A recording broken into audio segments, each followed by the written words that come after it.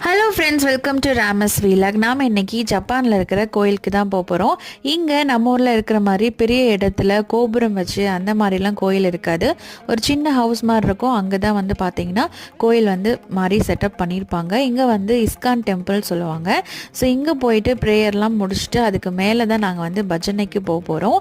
இங்கே வந்து இருக்கிற இந்தியன் லேடிஸ் வந்து எல்லாம் சேர்ந்து தான் இந்த பஜனை வந்து பண்ணுவாங்க. ஸோ இந்த கோயிலே பார்த்திங்கன்னா உங்களுக்கு மகாபாரதம் புக்கெல்லாம் நிறைய வச்சிருந்தாங்க.